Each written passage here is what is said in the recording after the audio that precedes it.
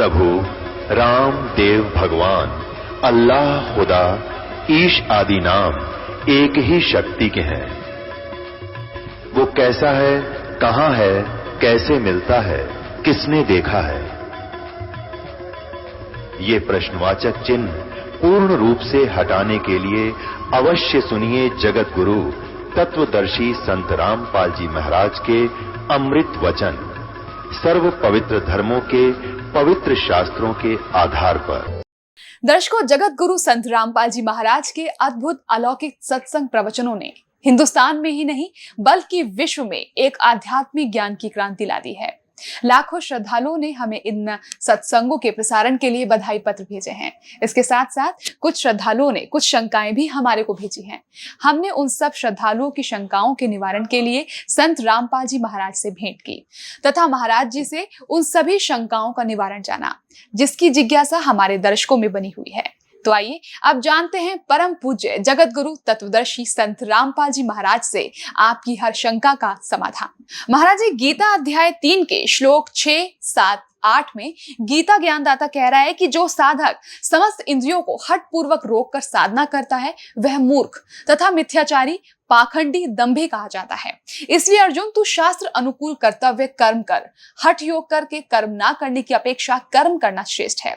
यदि कर्म ना करेगा और एक स्थान पर बैठकर साधना करता रहेगा, अर्थात कर्म सन्यासी बनेगा, तो तेरा निर्वाह कैसे चलेगा? फिर गीता अध्याय 6 के श्लोक 10 से लेकर 15 तक में कहा है कि एकांत स्थान पर स्थिर होकर मन इंद्रियों को रोककर आत्मा को निरंतर परमात्मा में लगावे और जिस आसन पर बैठे वह आसन शुद्ध भूमि पर लगावे, ना वो अधिक नीचा हो और ना अधिक ऊंचा हो। उस पर बैठकर योग का अभ्यास करें। अपनी दृष्टि नाक के अगले भाग पर लगावें। इस प्रकार साधना करने से साधक मुझ में रहने वाली शक्ति को प्राप्त होगा। इन दोनों वक्तव्यों से विरोधाभास स्पष्ट नजर आ रहा है तथा एकादशी व्रत, जन्माष्टमी व्रत या अन्य व्रत भी क्या मोक्ष के साधन है? यदि हाँ या ना तो प्रमाण सहित स्पष्ट करें। गीता जी में 2 प्रकार का ज्ञान है। एक तो वेदों वाला ज्ञान है और एक इस काल ने अपना मत भी इसमें थोप रखा है। स्थान स्थान पर कहता है ये मेरा मत है, ये मेरा मत है। जहां इसने ये नहीं कहा मेरा मत है, वो वेद ज्ञान है। तो इसने 6ठे अध्याय में लिखा है कि एक स्थान पर बैठकर, एकांत स्थान में बैठकर ऐसा आसन लगाओ जो ना ऊंचा हो ना नीचा हो, और बढ़िया मृगशाला या कोई अच्छा वस्त्र बिछाओ और नाक के अग्र भाग पर ध्यान लगाओ। ये है इसका अपना मत। और फिर अध्याय नंबर 3 के श्लोक नंबर 8 में ये कहता है कि अर्जुन, अगर तू एक स्थान पर बैठा रहा तो तेरा निर्वाह कैसे होगा? तो अगर हम इसको मानेंगे तो चौथे अध्याय वाला कैंसिल हो गया, गलत हो गया। तो इस प्रकार हमने जहां पर इसने ये अज्ञान हमें दिया है, वो इसका मत है वो अलग है। जो वेद ज्ञान है उसको ग्रहण करना है। तो मंत्र कहीं पर भी इसने और नहीं लिखा, केवल एक वो मंत्र ही बोला है। श्रीमद् भगवद गीता अध्याय नंबर 3 के श्लोक नंबर 8 में क्या लिखा है देखिएगा। श्रीमद् भगवद गीता इसके अध्याय नंबर 3 है श्रीमद् भगवद गीता का, और श्लोक नंबर 8 है। यहां से ये शुरू है, यहां इसका अनुवाद है। तू शास्त्र विहित कर्तव्य कर्म कर, के शास्त्रों में लिखा हुआ साधना उसके अनुसार साधना कर, क्योंकि कर्मों के न करने की अपेक्षा कर्म ना करना यानी एकांत स्थान पर बैठ कर हठ योग करना की अपेक्षा कर्म करना ही श्रेष्ठ है। तथा कर्म न करने से तेरा निर्वाह, शरीर निर्वाह भी तो नहीं सिद्ध होगा। तेरा गुजारा कैसे होगा यदि तू एक स्थान पर बैठ गया?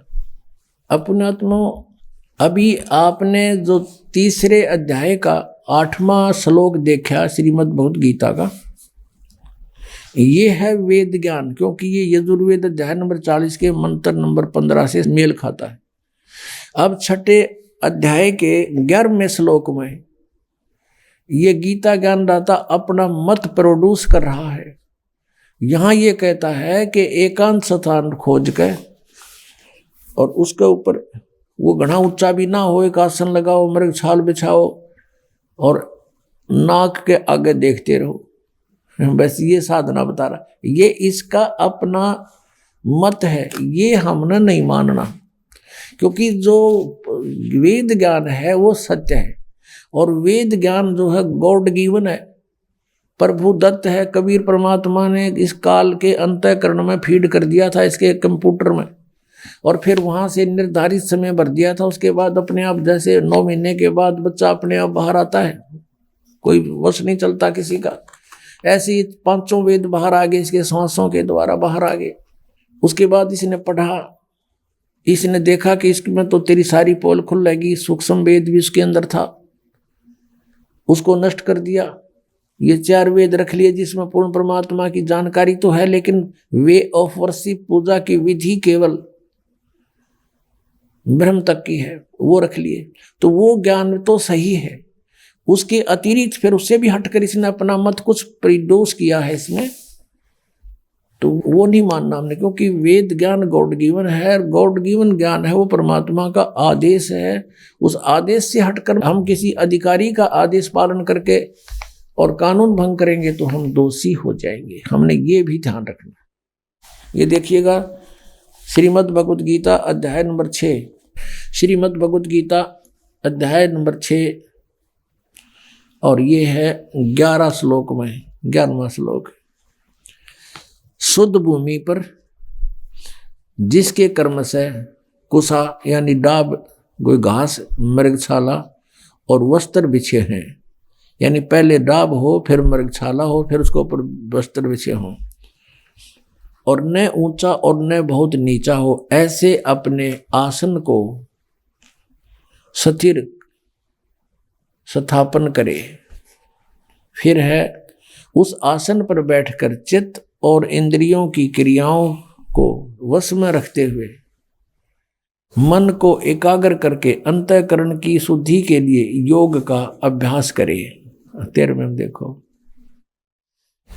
काया, सिर और गले को समान एवं अचल यानी सीधा रख के धारण करके और स्थिर होकर अपनी, वैसे यहाँ से ये 10 में से शुरू होता है, इसकी सारी क्रिया यहाँ से 10 में से शुरू होती है कि मन और इंद्रियों सहित शरीर को वश में रखने वाले आशा रहित, संग्रह रहित योगी अकेला ही एकांत स्थान में स्थिर होकर आत्मा को निरंतर परमात्मा में लगावे, परमात्मा में, अपने में नहीं। आगे फिर देखो, अब 11वां हमने पढ़ लिया कि शुद्ध भूमि पर एकांत स्थान तो ऊपर पढ़ दिया, कर्म से ये पहले डाब बिछी हो, फिर मृगशाला हो, फिर वस्त्र बिछे हो, ऐसा आसन लावे, ना घना ऊंचा हो ना ज्यादा नीचा हो, इस प्रकार अपने आसन को स्थिर स्थापन करे। फिर 12वें में कहा है कि उस आसन पर बैठकर चित्त और इंद्रियों को, क्रियाओं को वश में रखते हुए मन को एकाग्र करके अंतःकरण की शुद्धि के लिए योग का अभ्यास करे। अब 13वें में,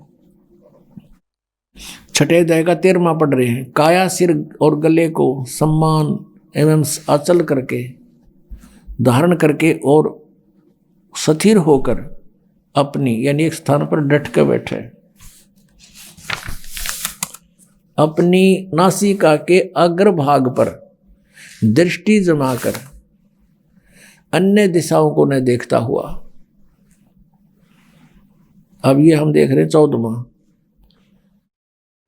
ब्रह्मचारी के व्रत में स्थित भय रहित भली भांति अंतःकरण वाला सावधान होकर योगी मन को रोक के मुझ में चित वाला मेरे में प्राण होकर स्थित होए। अब यहाँ फिर इसका मतलब रहा ये वश में किए हुए मन वाला योगी इस प्रकार आत्मा को निरंतर मुझ में प्रवेश करके मुझ परमेश्वर के रूप में लगाता हुआ मुझ में रहने वाली यानी मेरे तक ही सीमित ब्रह्मलोक में जाने वाली परमानंद की परिकाष्ठा रूप शांतिम को अधिगच्छन्ति प्राप्त होता है। अब निर्वाण परमाम यानी मृत्यु के बाद, निर्वाण माने गमन भी होता है यानी मृत्यु भी होती है, और निर्वाण माने मोक्ष भी होता है।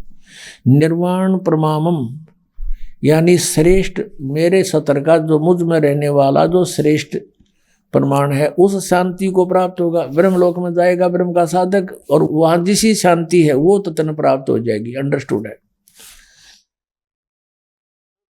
छठे अध्याय के 16वें श्लोक में फिर ये भी कहा कि अर्जुन, यह योग न तो बहुत खाने वाले का और न बिल्कुल न खाने वाले का।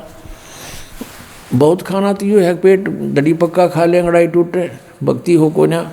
और बिल्कुल न खाना, व्रत रखना। व्रत रखना भी गीता में मना है। और ये व्रत रखवाओ एकादशी का, ये कहाँ से लाए? और न बहुत सहन करने वाले, सोने वाले का, और न अधिक जागने वाले का सिद्ध होता। यानी अब ये साधना भी जो इसने बताई है काल भगवान ने, ब्रह्म ने, इसने अपने सतर का ज्ञान भी दिया है कि इस प्रकार करो, और इससे मेरे से मिलने वाली जो शांति है उसको प्राप्त हो सकते हो। और ब्रह्म से जिसी शांति मिला पता ही है, ब्रह्मलोक में गए, वहाँ से फिर जन्म मृत्यु में जैसे चुनक ऋषि की चल रही है ये क्रिया, उसके लिए बताया जा रहा है। तो ये छठे अध्याय का है, ये 10 से लेकर और अभी आपने 15 तक पढ़ा, 16 तक पढ़ा। 16वें में तो ये भी कंसेप्ट क्लियर कर दिया है कि व्रत रखना भी व्यर्थ है, और ये एकादशी का व्रत तो बहुत महत्वपूर्ण कर बताते। तो ये लोक वेद है, दंत कथा है इनकी, वेद शास्त्र विधि रहित ज्ञान है, उसके करने से कुछ भी लाभ नहीं होगा। गीता जी अध्याय नंबर 16 के श्लोक नंबर 23 के अनुसार।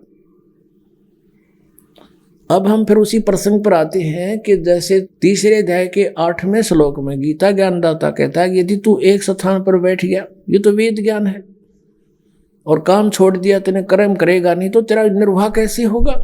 ये तो सही है। और यहां इसने बताया छठे अध्याय के अंदर 10 से लेकर 15 तक ये बताया कि इस प्रकार करने से और मुझ से मिलने वाली जो शांति व तन पता जैसी मिलेगी, ब्रह्मलोक प्राप्त होगा, वो प्राप्त हो सकती है। तो ये इसका मत है। हमने इसके मत को स्वीकार नहीं करना जो सूक्ष्म वेद में लिखा है, और उसके वही जो का क्यों गीता में मिलता है वो सही क्लियर ज्ञान है, स्पष्ट ज्ञान। अब हम आते हैं उसी प्रसंग पर कि वेदों में कहीं पर भी ये 2.5 घंटे सुबह 2.5 घंटे शाम बैठकर साधना करने का विधान नहीं, और न ही परमात्मा प्राप्त महापुरुषों की वाणी में जिन्होंने भगवान पाया, जिनमें कौन कौन है? आदरणीय धर्मदास साहिब जी, आदरणीय मलुकदास साहिब जी, आदरणीय नानक साहिब जी, आदरणीय दादू साहिब जी, आदरणीय गरीबदास साहिब जी, गांव छुडानी, जिला जज्जर हरियाणा वाले, और आदरणीय घीसा दास साहिब जी, गांव खेकड़ा, जिला मेरठ वाले, उत्तर प्रदेश वाले। इन महापुरुषों की वाणी, इनकी क्रियाएं, इनका जीवन देखिएगा आप। ये सभी काम करते थे, गृहस्थी थे, बाल बच्चेदार थे, अपना जो भी जिसका जैसा व्यवसाय था उस काम के करते करते भक्ति किया करते थे, और वैसा ही विधान वो बताकर हमें चले गए। हम अब उसी प्रसंग पर आते हैं 7वें अध्याय के 18वें श्लोक में, जो गीता ज्ञानदाता कहता है कि मेरी साधना करने वाले जो मेरी भक्ति करते हैं वो मेरे वाली ही अनुत्तम गति में सचित है, इसी में रह गई, पार नहीं हुई। सूक्ष्म वेद में परमात्मा ने कहा था ब्रह्मा जी को, काल ने क्या बोला? तपो तपो कर वाक्य सुनाया, लोक रचो बल मेरी माया। कि एक तपो तपो कर आवाज कर दी उसने, काल ने, और जब तप कर दिया, जब कहा लोक रचो बल मेरी माया, कहती है सब मेरा जाल है, अब लोक रचो, अब सृष्टि रचो, तुम जाओ, वो चार्ज होगी बैटरी, अब अपनी बर्बाद करो। तो यहाँ इन ऋषियों ने कुछ अज्ञान कुछ ज्ञान, जैसे ब्रह्मा जी से प्राप्त ज्ञान से हठ योग शुरू करा। ब्रह्मा जी ने बताया कि मुझे परमात्मा की आकाशवाणी, मैंने 1000 वर्ष तप किया, फिर आकाशवाणी हुई कि सृष्टि करो। तो ये भी उन्होंने परम अक्षर ब्रह्म की वाणी मान ली, या थी काल की वाणी, आकाशवाणी, और उधर से ओम नाम वहां से ले लिया। गीता जी अध्याय नंबर 4 के श्लोक नंबर 8 में लिखा कि अर्जुन, यदि तू हट करके बैठ गया एक स्थान पे, तो तेरा निर्वाह कैसे चलेगा? तो कहने का भाव यह है कि हठ योग नहीं करना किसी भी शास्त्र में नहीं लिखा है। अब आपने सुन लिया, यजुर्वेद अध्याय नंबर 40 के मंत्र नंबर 15 में स्पष्ट किया है कि ओम कर तू समर, केलवे समर और करतुम समर। ओम नाम का जाप काम करते करते सिमरण करो, विशेष कसक के साथ सिमरण करो, अपना मनुष्य जीवन का प्रथम कर्तव्य मूल कर्तव्य जानकर सिमरण करो। हठ योग एक स्थान पर बैठकर करने को नहीं कहा। ऐसा नहीं है कि जैसे आप बैठे हो तो बैठ के भी कर लो, समय काम नहीं है, कोई दिक्कत नहीं, लेट कर कर लो, चलते कर लो, बैठते। जैसे सूक्ष्म वेद में कहा कि नाम उठत नाम बैठत, नाम सोत जागबे, नाम खाते नाम पीते, नाम से ती लागबे। तो इस प्रकार ये साधना तो इस तरीके की है, ये वेदों अनुसार यानी सदग्रंथों में तो ये सहज साधना है, सहज साधना, सिंपल वर्शिप। और इन्होंने अपने हठ योग ज्ञान से इसको इतना कठिन बना दिया। कोई तप करता खड़ा होकर, कोई उल्टे पैर करके, ऊपर न पैर नीचे को सिर करके, कोई व्रत रख के, कोई पहाड़ों पर जाता भगवान को खोजने के लिए, और कोई कुछ अन्य मंत्र करता है जैसे हरे कृष्ण कृष्ण कृष्ण, हरे हरे राधे राधे, श्याम मिला दे। ये गीता जी में है कहीं? तो गीता जी में जो लिखा है वो साधना है भक्ति की। उससे छोड़कर जो साधना या मंत्र हम करते हैं वो शास्त्र विधि को त्याग कर मनमाना आचरण है, वो यूजलेस है। गीता जी अध्याय नंबर 16 के श्लोक 23 में कहा कि अर्जुन, जो शास्त्र विधि को त्याग कर मनमाना आचरण करते हैं, न तो उनकी गति हो सकती, न उनको सुख हो, न कोई सिद्धि प्राप्त हो सकती, यानी यूजलेस। तो गीता जी में जो वर्णित विधि है उसके पाने का जो मंत्र है, और फिर शेष संकेत दे रखा है कि उस तत्वदर्शी संत को पूछो, पता करो, तो वो है साधना करने की। तीसरे अध्याय के 8वें श्लोक में गीता ज्ञानदाता कहता है यदि तू एक स्थान पर बैठ गया, ये तो वेद ज्ञान है, और काम छोड़ दिया, तेने कर्म करेगा नहीं, तो तेरा निर्वाह कैसे होगा? ये तो सही है।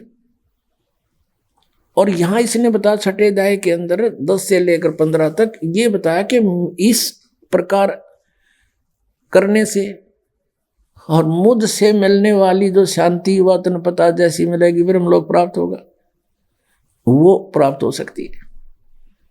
तो ये इसका मत है। हमने इसके मत को स्वीकार नहीं करना। 16वें मत ये भी कंसेप्ट क्लियर कर दिया है कि व्रत रखना भी व्यर्थ है, और ये एकादशी का व्रत तो बहुत महत्वपूर्ण कर बताते हैं।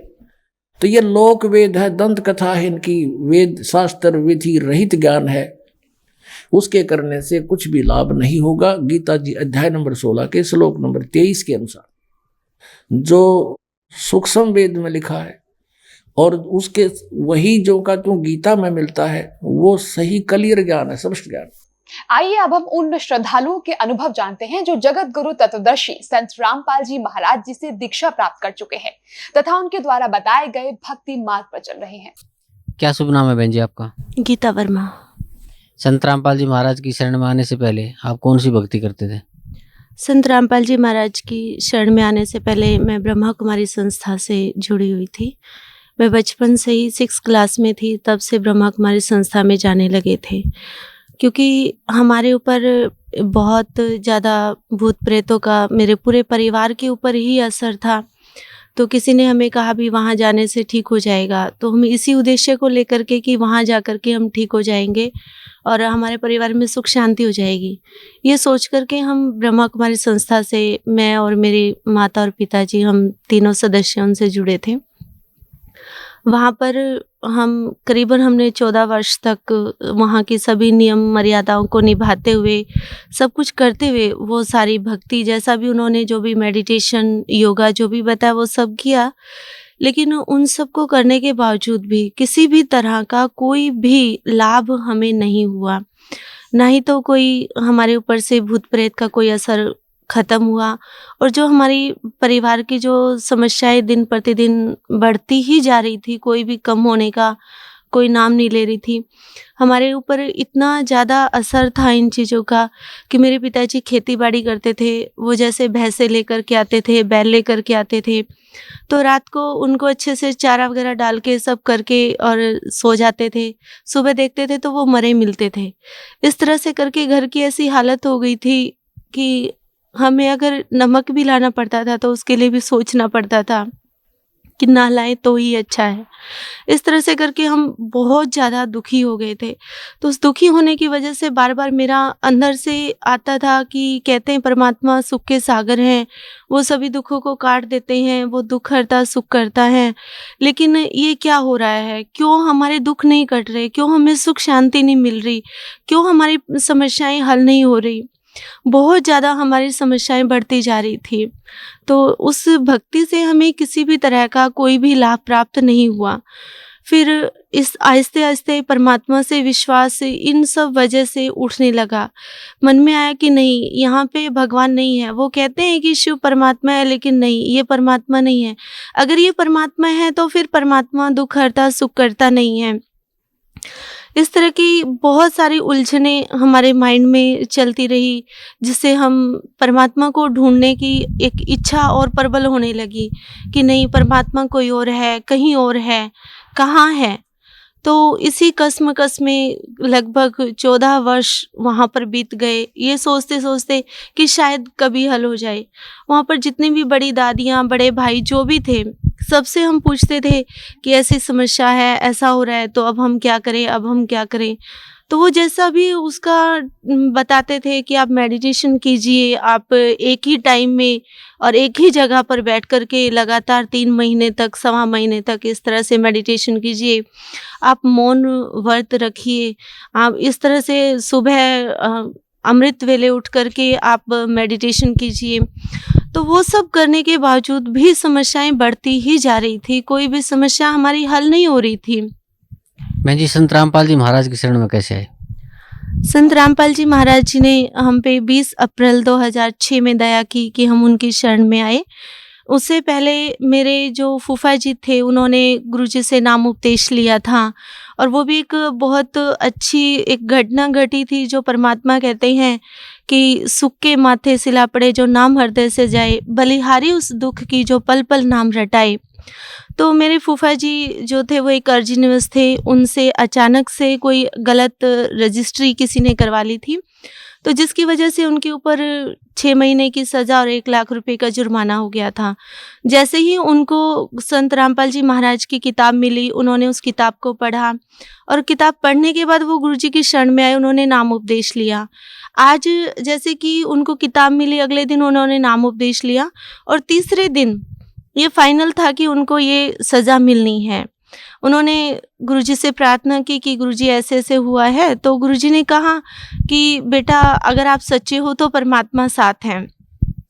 जैसे ही वो कोर्ट के अंदर गए तो एकदम से जज ने बोला कि आपके ऊपर कोई केस नहीं होता है और आप फरी हैं। उनको बाइज्जत बरी कर दिया गया।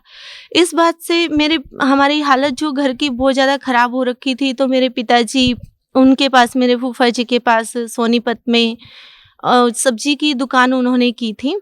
तो फिर फूफा जी ने उनको बताया कि ऐसे ऐसे मेरे ऊपर समस्या आई थी, गुरुजी की दया से ठीक हो गई है, तो आप भी नाम उपदेश ले लीजिए। तो मेरे पिताजी ने सोचा कि ठीक है, बाकी सब जगह भक्ति और देवी देवताओं की करके और ब्रह्मा कुमारी संस्था में भी इतने वर्षों तक रह करके सब देख लिया, लेकिन किसी चीज़ से कोई लाभ नहीं हो रहा, तो यहाँ भी देख लेते हैं।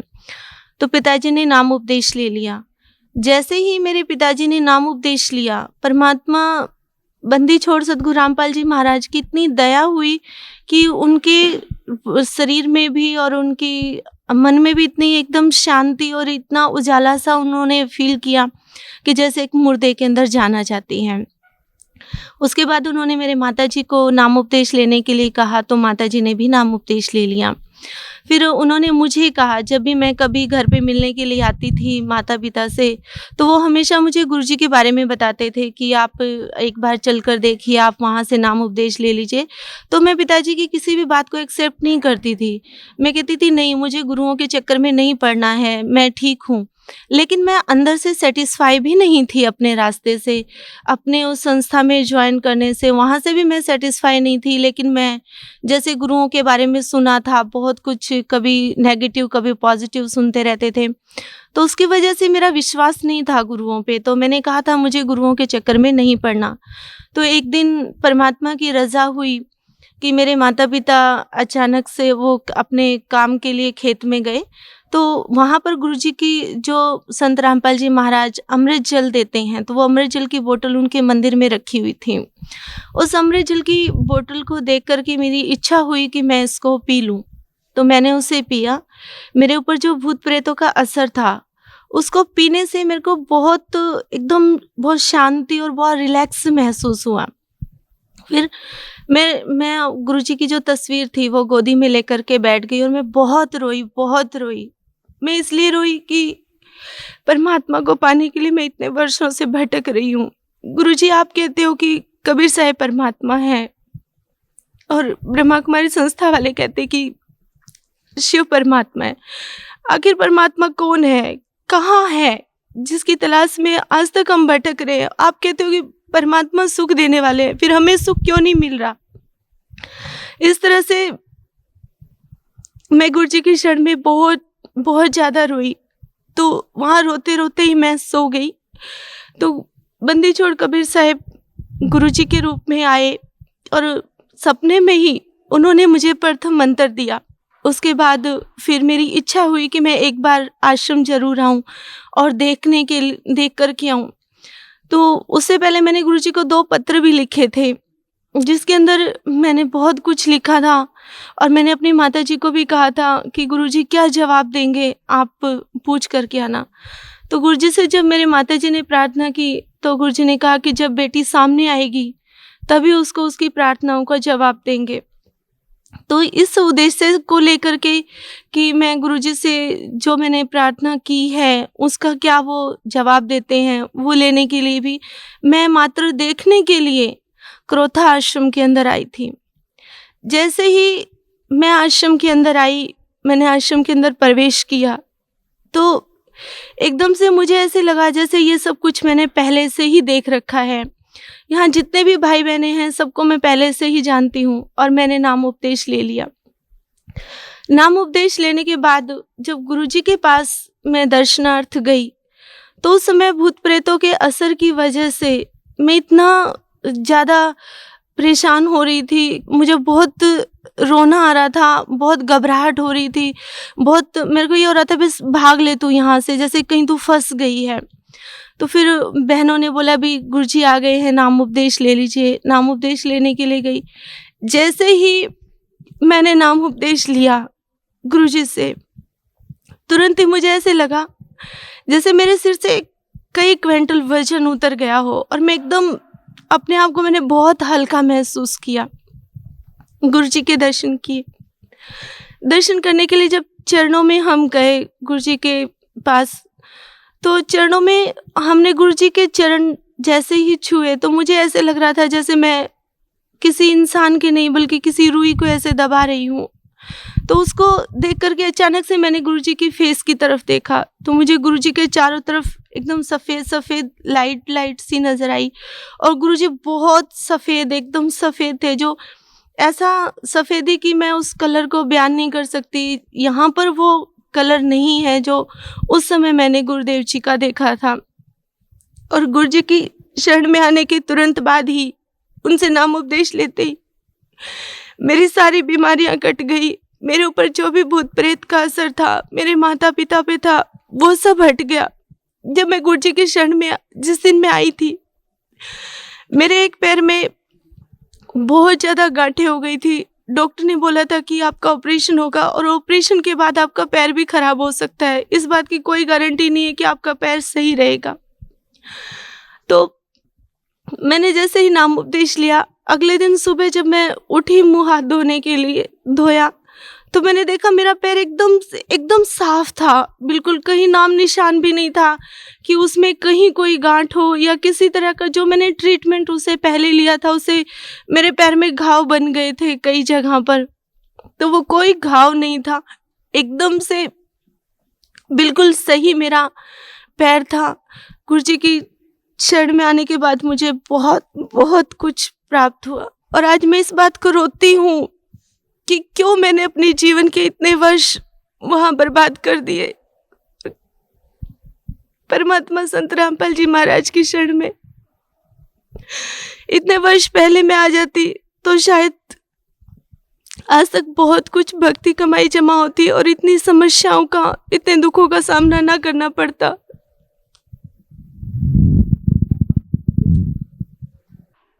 लेकिन अब मेरे पास कोई शब्द नहीं है कि जिसके लिए मैं परमात्मा का शुक्र कर सकूं, बंदी छोड़ सतगुरु रामपाल जी महाराज का, कि उन्होंने इतनी बड़ी दया, इतनी असीम कृपा हम पे की कि जो अपने श्री चरणों में ले लिया।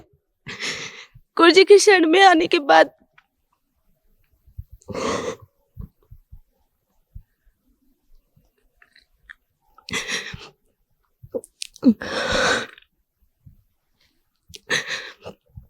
मेरे पिताजी जो कि हार्ट पेशेंट थे, वो किसी भी तरह की कोई भी अपना कार्य नहीं कर पाते थे। वो अपना निजी कार्य भी नहीं कर पाते थे, इतना ज़्यादा उनका शरीर वीक हो गया था। लेकिन जब से वो संत रामपाल जी महाराज के श्री चरणों में आए, उसके बाद आज वो अपने सारे कार्य स्वयं करते हैं। अपने परिवार की पूरी जिम्मेवारी भी वो निभाते हैं। मेरे माता जी को अल्सर हो गया था, जिसमें डॉक्टर्स ने ये बोल दिया था कि ये अल्सर कैंसर के अंदर परिवर्तित हो चुका है। उन्होंने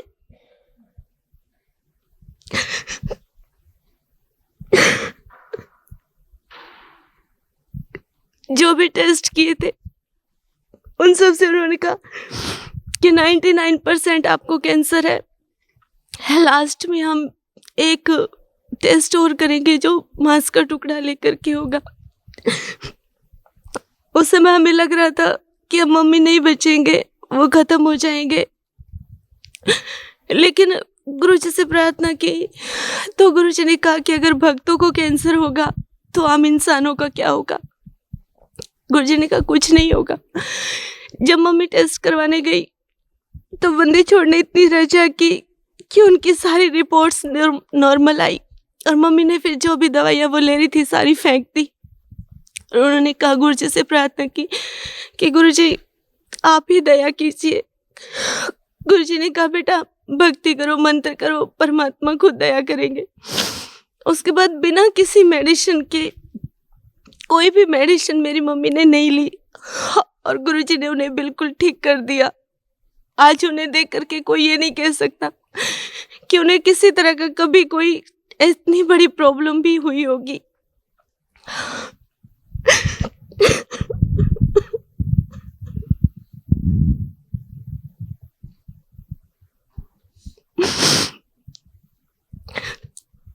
बहन जी, आप ब्रह्म कुमारी पंथ से पहले जुड़ी हुई थी, तो वहाँ पे आपको क्या भक्ति दी जाती थी?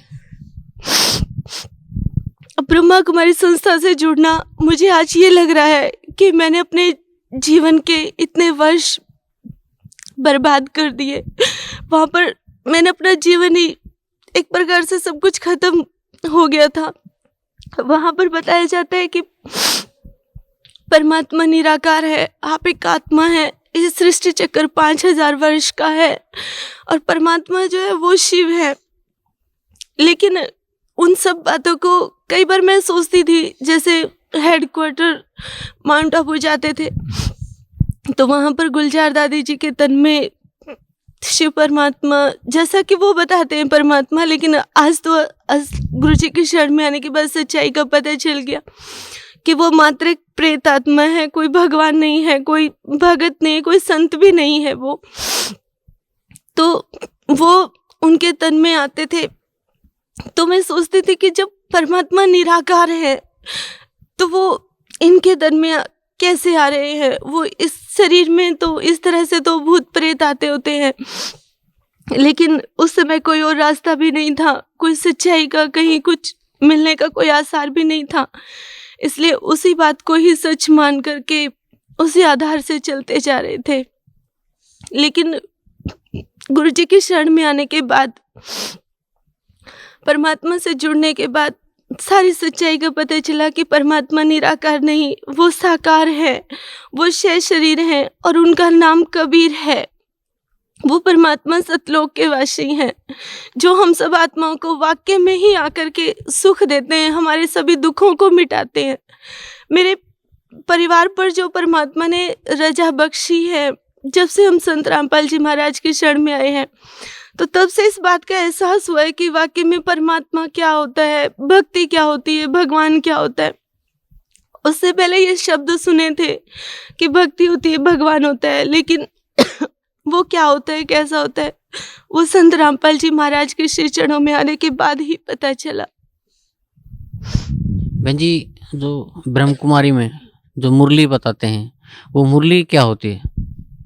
मुरली होते 4 पेज होते हैं, जिसमें जब गुलजार दादी के तन में वो प्रेत आत्मा, वो उनका शिव बाबा, वो भगवान जिसे वो परमात्मा मानते हैं, वो आते हैं तो वो प्रवचन देते हैं 1.5-2 घंटे का, 3 घंटे का।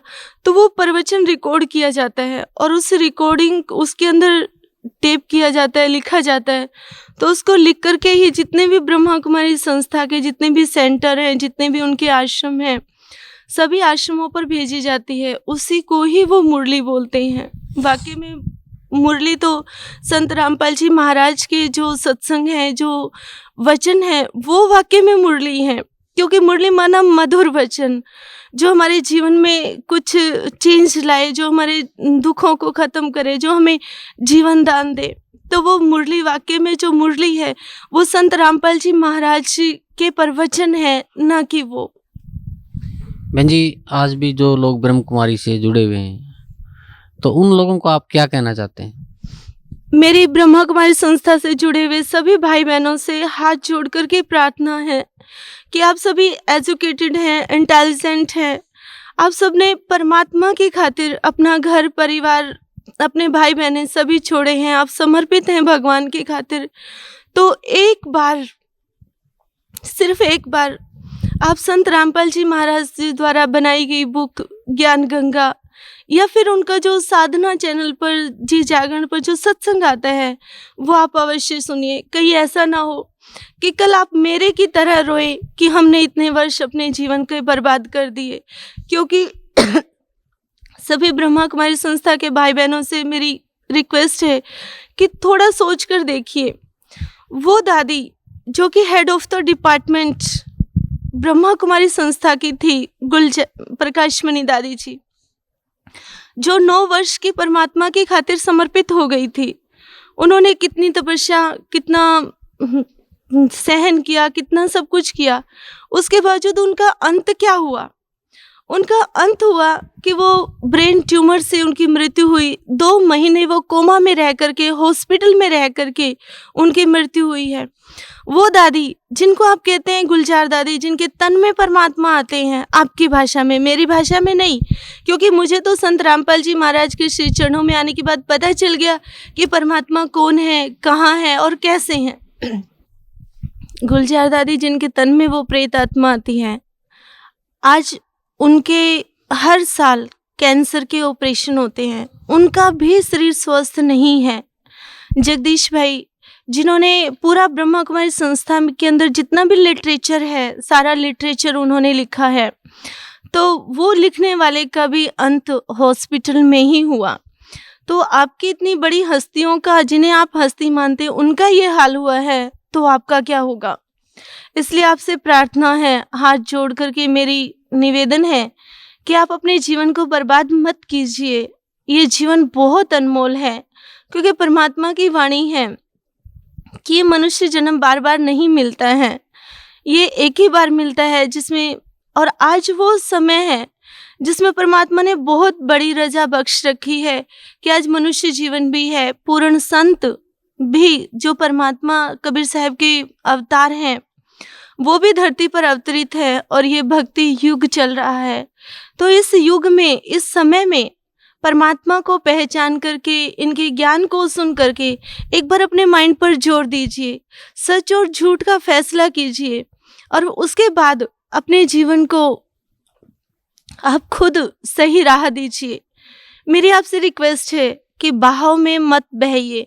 बहाव में बह जाना कोई इंसान का कर्म नहीं होता है, क्योंकि परमात्मा ने हमें माइंड दिया है, वो सोचने के लिए ही दिया है।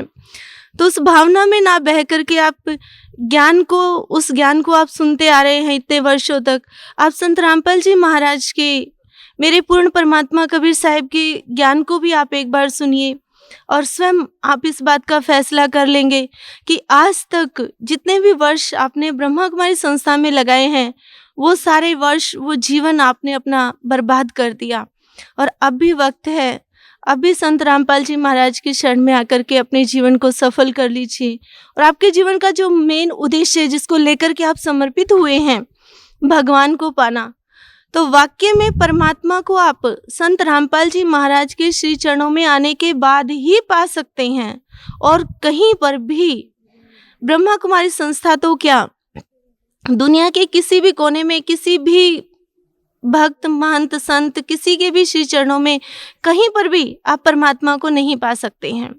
ये 100% गारंटी है कि परमात्मा को अगर आपने पाना है, अपने जीवन को सफल करना है, मोक्ष अगर आपको चाहिए, तो केवल और केवल संत रामपाल जी महाराज के श्री चरणों में ही है। इसलिए आप अपने जीवन को बर्बाद मत कीजिए, इस ज्ञान को एक बार सुन करके अपने जीवन को सफल कीजिए। क्योंकि इस समय इस सृष्टि पर केवल एक संत रामपाल जी महाराज ही हैं जो 6 शास्त्र, सभी 18 पुराण, वेद, ग्रंथ सभी पर आधारित ज्ञान देते हैं। वो संसार की लोक कथाओं के आधार पर ज्ञान नहीं देते हैं। गुरुजी की जो भी किताबें हैं, जो भी सत्संग वो आप करते हैं, उन सबको आप देखिए, सभी वेद शास्त्रों को गुरुजी ने खोल करके प्रत्यक्ष हम सबको दिखाया हुआ है। तो जो परमात्मा है, संत रामपाल जी महाराज वाकई में ही पूर्ण परमात्मा है, पूर्ण संत हैं। तो इन्हीं की शरण में आपको मोक्ष प्राप्त होगा। और पूर्ण संत ही पूर्ण परमात्मा की, पूर्ण ब्रह्म की निशानी होती है। इसलिए परमात्मा की वाणी है, मम संत मुझे जान, मेरा ही स्वरूपम। तो परमात्मा ने जो शास्त्र विधि के अनुसार भक्ति जो हमें दी है, गीता के अंदर भी कहा गया है कि जब आप शास्त्र विधि को छोड़ करके मनमाने ढंग से पूजा करते हैं, ना तो उससे आपको सिद्धि प्राप्त होती है, ना मोक्ष प्राप्त होता है, ना ही अन्य कोई सांसारिक लाभ प्राप्त होता है, जो हमारे साथ प्रैक्टिकल बीती है। तो अभी मैं आप सबसे प्रार्थना करती हूँ कि आप संत रामपाल जी महाराज के श्री चरणों में आकर के जो शास्त्र विधि के अनुसार भक्ति दे रहे हैं, उससे अपने जीवन को सफल कीजिए। अधिक जितना भी समय आप लगाएंगे, उतना ही बाद में आपको पछताना पड़ेगा। इसलिए आप समय ना लगा करके जल्दी से जल्दी इनकी शरण में आकर के अपने जीवन को सफल बनाइए। बहन जी, कुछ और कहना चाहते हैं आप भगत समाज को? सभी से मेरी एक ही प्रार्थना है कि आप औरों को देख करके ये मत समझिए कि वहाँ पर भीड़ ज़्यादा है तो वहाँ वो संत ज़्यादा बड़ा है, वहाँ पर अधिक भीड़ है, वहाँ पर बड़े बड़े ऑफिसर्स जाते हैं तो वहाँ का ज्ञान ज़्यादा अच्छा है। लेकिन ये परमात्मा की शरण में, संत रामपाल जी महाराज की शरण में आने के बाद आपको इस बात का एहसास होगा कि आप आज तक जहाँ भी आप लगे हुए थे, जहाँ पर भी आपने अपने जीवन को लगाया हुआ था, वो सब आप बर्बाद कर रहे थे। और सॉलिड ज्ञान जो 100% सच है, संत रामपाल जी महाराज ने जो हमें ज्ञान दे रखा है, उसमें कहीं कोई भी चूक नहीं है, किसी भी तरह का कोई भी संशय क्रिएट नहीं होता है। संत रामपाल जी महाराज का ज्ञान जब आप सुनेंगे, जब उनकी बनाई गई बुक्स को, उनके आध्यात्मिक लिटरेचर को जब आप पढ़ेंगे, तो अपने आप जो सवाल आपके माइंड में कभी उठे भी नहीं हैं, उन सवालों का भी जवाब आपको 100% और हजारों उदाहरणों के साथ, हजारों प्रूफ के साथ परमात्मा संत रामपाल जी महाराज देते हैं। तो उसे आप सुनिए, देखिए, समझिए। और परमात्मा ने आपको माइंड दिया है, उस माइंड का आप इस्तेमाल कीजिए, अपने जीवन को सफल कीजिए। धन्यवाद बहन जी, आपका बहुत बहुत धन्यवाद। नमस्कार सर। नमस्कार जी, सत साहिब। आपका शुभ नाम क्या है जी? मेरा शुभ नाम जी रामपाल दास है जी। कहाँ से आए आप? यूपी, जिला शामली, गांव वैदखेड़ी है जी। संत रामपाल जी महाराज की शरण आने से पहले आप कौन सी भक्ति करते थे? जी मैं एक ओझा था, झाड़ फूंक करने वाला, जिसे स्याणा कहते हैं जी। और झाड़ फूंक ही करता था मैं, और बचपन से ही शिव जी की भक्ति करता था। और उसके बाद मैं भक्ताई लाइन पकड़ी और झाड़ फूंक का काम किया मैंने। और जी झाड़ फूंक का काम करते करते मैं ऐसा उलझ गया दुखों में, मुझे रास्ता नहीं मिला, मैं क्या करूं। हाँ जी, जैसे मैं झाड़ फूंक करता था, लोगों के इलाज करता था, और लोगों के इलाज करते करते पता नहीं एक महात्मा ने मुझे एक सिद्धि बताई, साधना, अष्ट सिद्धि 9 निधि। और अष्ट सिद्धि इन्होंने दी, जो मैंने साधना करी वो मेरी साधना खराब होगी। और उसके बाद घर में बीमारी बहुत ज़्यादा बढ़ गई, बच्चे बीमार रहने लगे, घर वाले बीमार रहने लगे, मैं बीमार होगा। मुझे एक ऐसी परेशानी बनी, एक गोनोरिया टाइप की कोई गुप्त बीमारी थी। मैं बहुत बड़े बड़े डॉक्टर छान मारे, कहीं किसी से कोई आराम नहीं मिला और मैं थक के बैठ गया। वो मुझे रास्ता नहीं मिला, मैं क्या करूं। सर, संत रामपाल जी महाराज की शरण में कैसे आए आप? जी, हमारे गांव का एक संजय दास भगत था। मैं अपनी जो मेरी घरवाली थी भक्तमती जो है, मैंने उसे भेजी उसी घरवाली के पास में, पूछो भाई जैसा आपने सत्संग ले रखा संत रामपाल जी महाराज का, वहाँ कोई साने टाइप के भगत टाइप के आदमी भी जा गया। उसने बताया वहाँ सब तरह के आदमी जहाँ, और जो लाइलाज बीमारी, 2 लाइलाज बीमारी है, एड्स और कैंसर, उसके भी वहाँ इलाज है। तो जी मैंने मन बना लिया। मेरी घरवाली के भी कुछ ऐसा रोग था, एक रसोली थी और कुछ 2-3 परेशानी ऐसी थी। डॉक्टर ने कह दिया भाई 20 दिन में ऑपरेशन करा लो, इसका कोई इलाज नहीं है। मेरे ऐसी परेशानी थी कि मैं दिल्ली SISD हॉस्पिटल है वहाँ भी गया और मेरठ, शामली, हर जगह दिखा लिया, बात बनी नहीं। तो मैं जी इरादा बना लिया, मैं उस लड़के को कहने लगा संजय दास को, भाई मुझे वहाँ से लेकर चलो, मैं भगताई लाइन से परेशान हूँ, मेरे पास अकेला ही लड़का है, मैं चाह रहा ये इस लाइन में ना आवे, भगताई लाइन में, मेरा तो जीवन खराब हो ही गया। वो कहने लगा भाई कल को चल। मैं कहा भाई जन्माष्टमी का टाइम आ रहा, या जन्माष्टमी हो लेने। कहना नहीं सुबह ही चल। मेरी परचून की दुकान थी। मैं कहने लगा भाई दिलबाग नहीं बेचनी तुझे और सिगरेट बीड़ी कोई नहीं बेचनी। मैंने सोचा भाई ये तो मैंने एक जो दुकानदार था उसके पास भिजवा दिए, उसने रख लिए, चलो भाई पैसे फेर दे देंगे। मैंने सोचा जो पूजा पाठ का सामान है मेरा, चिमटा था, घड़नावल थी, कितना सामान था पूजा पाठ का, इसे आने के बाद मैं चढ़ाऊंगा। ऐसा ना हो मैंने भी जो शक्ति तैयार करके पूजा पाठ करके, और उधर मान लिया किसी वजह से रामपाल जी महाराज की सपोर्ट मुझे ना मिली तो ये चीज़ मुझे परेशान कर देंगे। मेरे घर में ऐसी परेशानी थी, एक जैसे माता मसाणी होती है ऐसी कोई शक्ति पूजी हुई थी। अगर उसका किसी बुध में हमने जोत ना लगाई और उसकी धार ना दी उसकी दारू की या पानी की, तो घर वाली को परेशानी बनती है, लड़की को परेशानी बनती। तो मुझे सबसे बड़ा खतरा उसका था। मैं पहले गुरु जी का सामने अरदास करेंगे, नाम लेने के बाद में कुछ जो मैं कर्म बताऊंगा वो कर्म करेंगे, उस कर्म करने के बाद में जब सामान सड़ाऊंगा ये। तो जी कोई बात नहीं। वो लड़का कहने लगा ऐसा कुछ नहीं है, तो सच्चे दिल से इस बात को सोचा मुझे चलना है, तुझे सपोर्ट मिल जाएगी। तो जी मेरे पास धार दी हुई दारू रखी थी, मैं वो एक जगह सड़ाया, बाहर स्कूल था, और मैं बीड़ी और माचिस दिलबाग मैंने बाहर भिजवा दिए, एक दुकानदार को दे दिए। तो रात के टाइम में जो मेरी चीज थी जिनकी मैं पूजा करता था, जो खाड़ाबंद था मेरा प्रधान था, जो मतलब खाड़े का, वही मेरे पास में आया, दिखाई दिया मुझे। वो कहने लगा भाई तुम परमात्मा की शरण में जा रहे और तुमने बहुत अच्छा करा। मेरे 4 भाई और मैं 5 हैं, मैं इन्हें लेकर जा रहा। मैं मुझे जाते हुए दिखाई दिया, मैंने अपनी घरवाली को बताया आज इस करके ये चीज़ जान लग रही, ये जान लग रही, मुझे ऐसे ऐसा कह रहे हैं, कह रहे परमात्मा की शरण में जा रहे तुम तो जी मैं चले गए। जो 2 शक्ति और थी, मैं कहने लगा तू वहाँ परमात्मा की शरण माना जाओ, भगत जी जैसे तू कहेगा वैसे हम वैसे कर देंगे। मैं कहना चलो तुमने तो बता दिया परमात्मा है, मैं यही बात पूछनी चाह रहा था, मैं परमात्मा है, मुझे चाहता मेरे पूरे परिवार को खत्म कर दियो, चाहे मुझे गुरु जी नाम दे या ना दे, पर बाकी मैं भी चाहता मैं पूजने का नहीं। जब मैं बार बार तो मैं कहूँता मुझे परेशानी है, मेरे घर में परेशानी है, मुझे बताओ परेशानी क्यों है, किसकी परेशानी है, क्या हो रहा है, किसी ने कोई रास्ता नहीं दिया था, मैं बता मैं पूजने का नहीं। तो जी मैंने इस बात का मन बना लिया, मुझे सपोर्ट गुरु जी की मिल गई। मैंने वो सुबह ही सारा सामान भर के बोरी में और गाड़ी करके वहाँ से हम 6 सदस्य घर के थे, और हम 6 के 6 अपना गाड़ी में बैठ के 2 भगत हमारे साथ, हमारे गाँव के हमारे साथ में आ गए। मैंने वो जमुना में चढ़ा के यहाँ नाम ले लिया। मैंने गुरु जी से कहा गुरु जी मैंने 17 साल भगताई करी, शरणपत करी, और मैं आपकी शरण में आ गया जी, मेरी रक्षा करियो। गुरु जी ने कहा बेटा नाम दवा दिया सारे परिवार को। मैं कहा यहाँ नाम दवा दिया, परमात्मा सब रक्षा करेंगे। तो जी गुरु जी ने नाम दे दिया, हम यहाँ से चले गए। ये वो तो मैं तो उन पर बहुत तगड़ा भरोसा करो था, जो मैं जिन चीज़ों को मान लूँ था, मैं तो सोचू था यही सब कुछ है। उनका मोह तो हटाना बहुत भारी था, परंतु गुरु जी ने, परमात्मा ने इतना साथ दिया। अब मुझे पता नहीं था इन मंत्रों में इतनी शक्ति है। जिस टाइम मैंने मंत्र जाप करा और मैं किसी जगह रिश्तेदारी में जा रहा था और बारिश रही थी, और मैंने सोचा भाई बारिश में भीगूं ना, इस मंत्र जाप को। जो संत रामपाल जी महाराज ने जो मंत्र दिए थे हमें, शुरू में जो नाम दिए थे, उनमें इतनी शक्ति थी, मुझे इतना मालूम नहीं था इतनी बड़ी शक्ति होगी।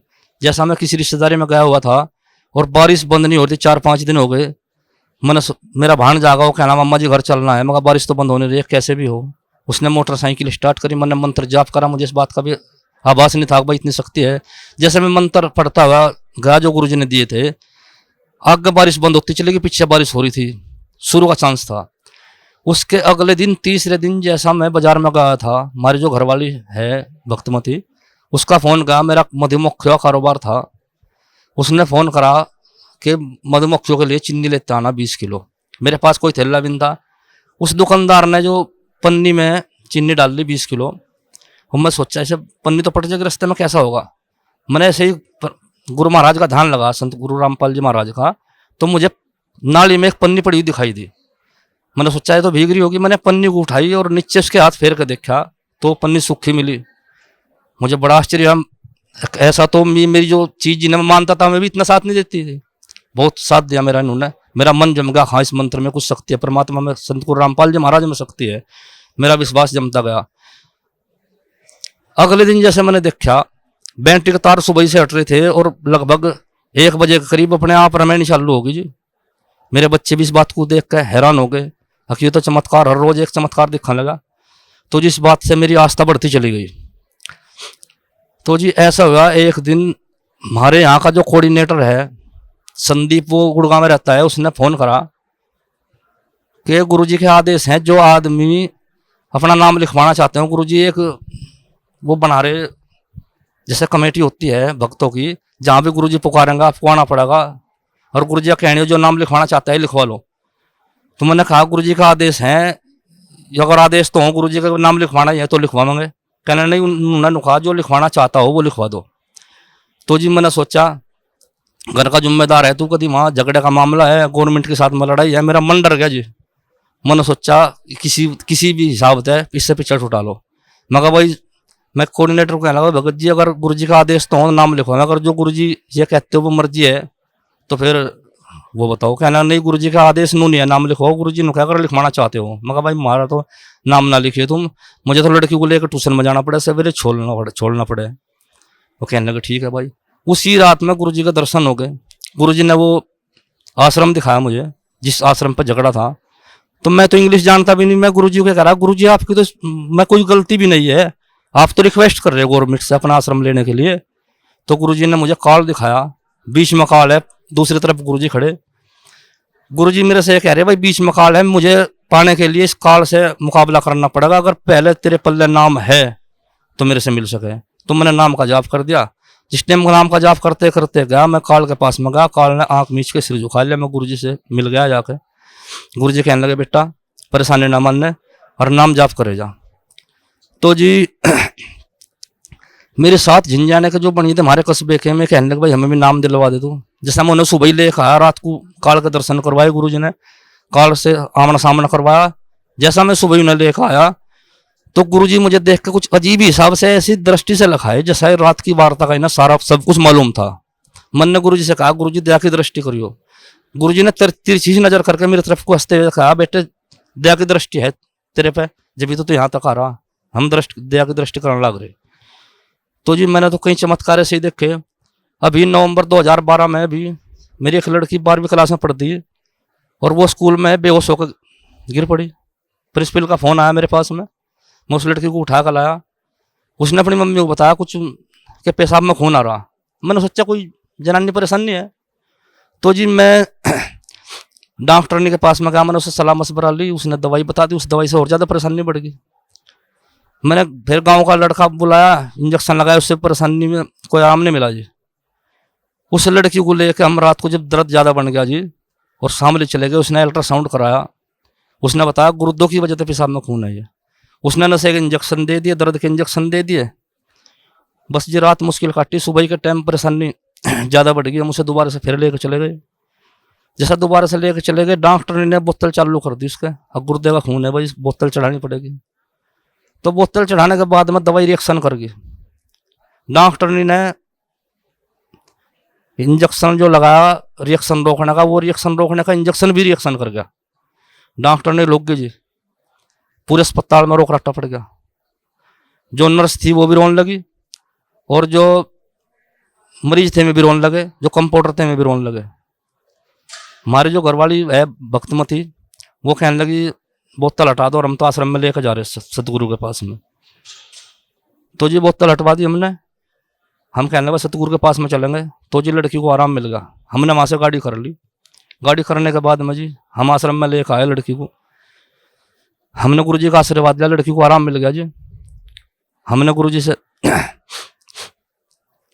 इस बात की रिक्वेस्ट करी, गुरु जी हमारी लड़की को परेशानी है, कहना बेटा ठीक हो जाए, कोई परेशानी नहीं है।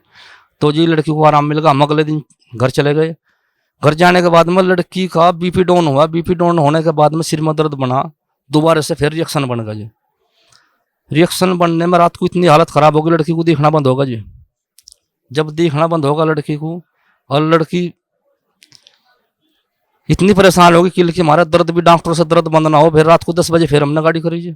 गाड़ी करने के बाद में हम लड़की को यहाँ लेकर आए, और जिस टाइम हम घर से चले जी, सतगुरु महाराज रामपाल जी महाराज की ऐसी कृपा हुई, जब भी दर्द बंद होगा जी यहाँ चलने के नाम की। और रात को 1:30 बजे हम यहाँ से आए जी। सवेरे के टाइम हमने गुरु जी से कहा, गुरु जी लड़की के पेशाब में खून आ रहा।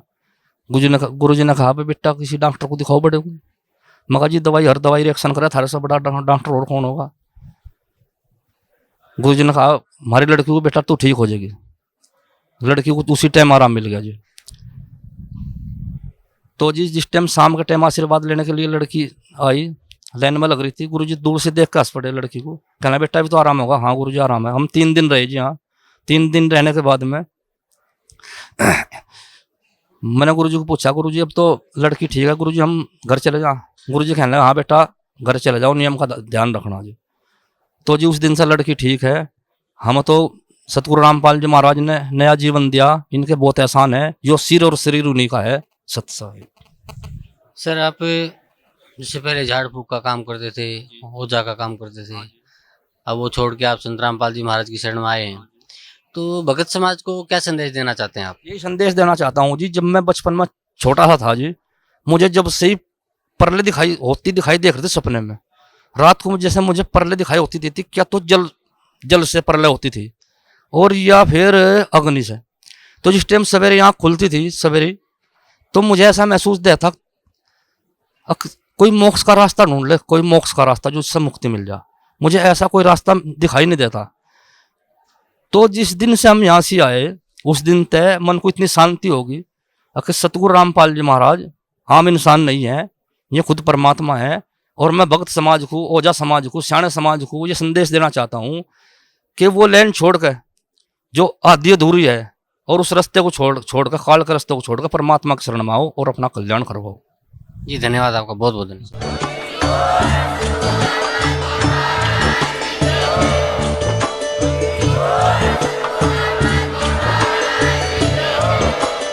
आप सुन रहे थे जगत गुरु तत्वदर्शी संत रामपाल जी महाराज जी के मंगल प्रवचन। अधिक जानकारी के लिए विजिट कीजिए हमारी वेबसाइट www.jagatgururampalji.org। संत रामपाल जी महाराज जी के शुभ आशीर्वाद से पूरे विश्व भर में 500 से भी ज्यादा नाम दीक्षा केंद्र हैं, जिन पर संत रामपाल जी महाराज जी द्वारा ऑनलाइन निशुल्क नाम दीक्षा दी जा रही है। अपने नजदीकी नाम दीक्षा केंद्र का पता करने के लिए संपर्क करें 8222880541।